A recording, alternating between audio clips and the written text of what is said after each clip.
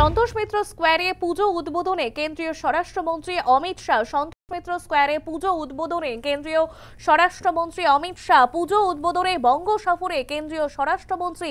রাতেই কলকাতায় অমিত শাহ। আমরা কথা বলবো, টেলিফোন লাইনে রয়েছে আমাদের প্রতিনিধি স্বপ্না ঘোষ। স্বপ্না, এই মুহূর্তে কি আপডেট রয়েছে? দেখো, তোমাকে জানাবো, অমিত শাহ কেন্দ্রীয় স্বরাষ্ট্রমন্ত্রী, তিনি পুজো উদ্বোধন করলেন সন্তোষ মিত্র স্কোয়ার। তুমি জানো যে 3টি পুজোর উদ্বোধনের কথা ছিল, কিন্তু তার সময়সূচির জন্য অর্থাৎ সময়ের অভাবে কর্মসূচিটা কাটছাট করা হয়েছে এবং ইতিমধ্যেই 2টি পুজোর উদ্বোধন করার কথা।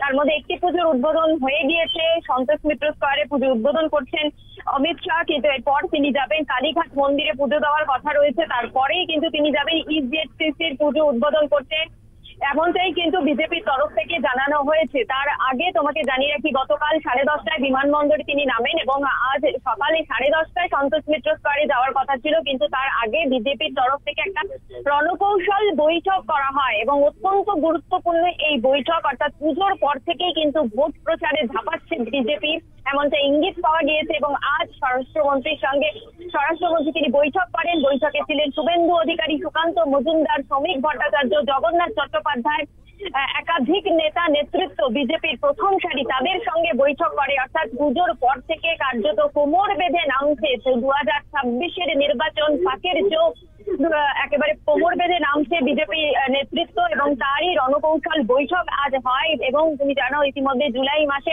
শ্রমিক ভট্টাচার্য নতুন রাজ্য সভাপতি নির্বাচিত হয়েছেন, কিন্তু তারপরে বিজেপির রাজ্য কমিটি কিন্তু এখনো পর্যন্ত সাজানো হয়নি এবং সেই ক্ষেত্রে দাঁড়িয়ে রাজ্য কমিটি সাজানোর যে বিষয় ছিল সেই বৈঠকে আলোচনা করা হয়। পাশাপাশি বিজেপির যারা নেতা নেতৃত্ব আছে, সাধারণ কর্মীরা আছে, তারা কিভাবে নির্বাচনের প্রচার করবে, তারা কিভাবে নির্বাচনের রণকৌশল সেট করবে, অর্থাৎ সঠিক পথে এগিয়ে নিয়ে যাবে, সমস্ত বিষয়ে তিনি আজ গুরুত্বপূর্ণ বৈঠক করেন এবং তারপরেই তিনি সন্তোষ মিত্র স্কোয়ারে আসেন, সেখানে পুজো উদ্বোধন করেন এবং ইতিমধ্যেই যেটা খবর, তিনি ইজেডসিসির পুজোয় যাবেন এবং সেখানেও উদ্বোধন করবেন।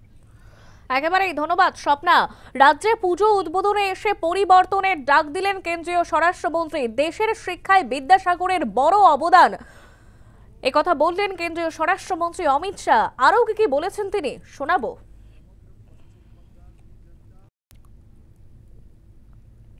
और देश भर की जनता को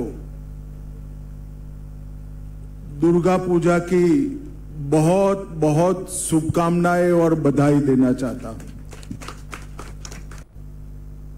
हर व्यक्ति, चाहे बच्चा हो, युवा हो, वृद्ध हो, सब लोग शक्ति पूजा में अपने आप को समर्पित करते हैं, बांग्ला का निर्माण कर पाए,